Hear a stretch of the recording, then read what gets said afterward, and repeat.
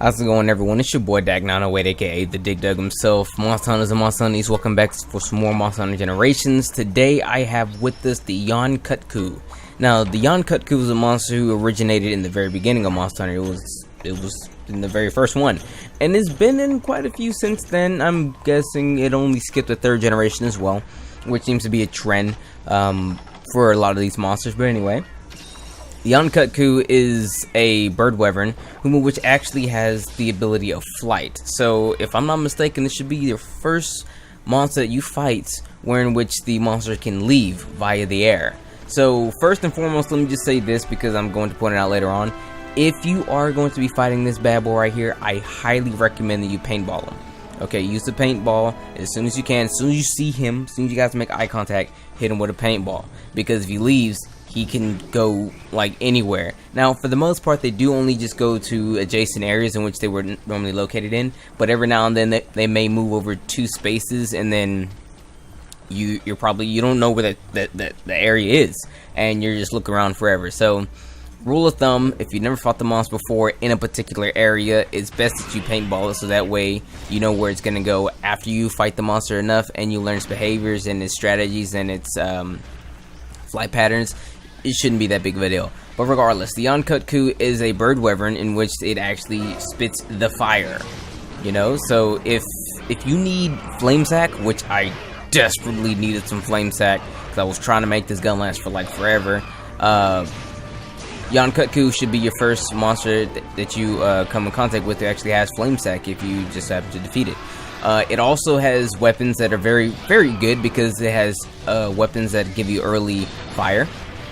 So for monsters like the Lagambi, which is coming up very soon, and if you want to go for the elemental, you know, be good and fight it with the elemental stuff, you know what I mean?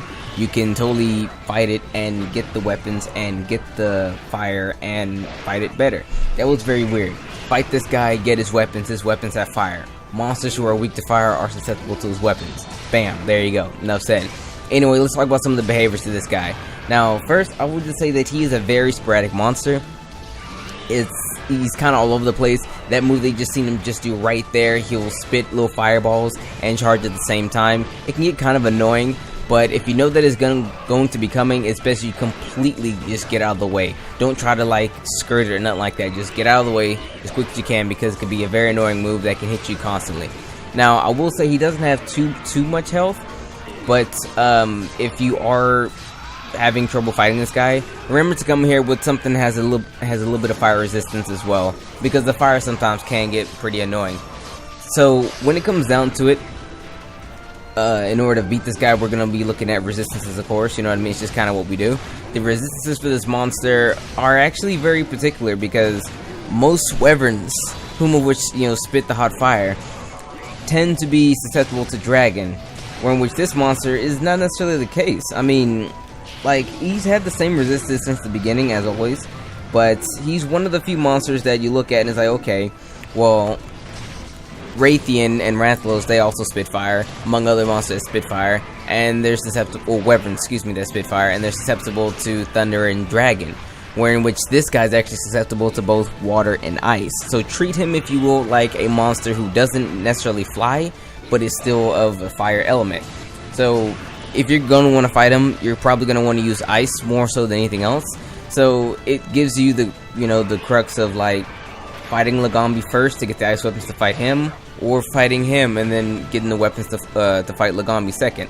I would totally recommend fighting him first, Yian Kutku, then moving on over to the Lagambi, because Lagambi is really annoying. When I get into the Lagambi video, I'll talk to you guys about why I did what I did.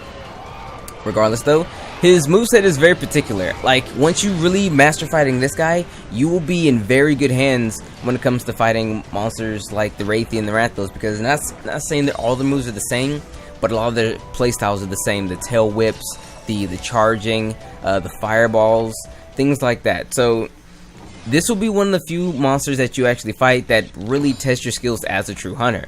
So, I mean, just play very, very relaxed when fighting this guy, and you should be relatively okay when fighting him.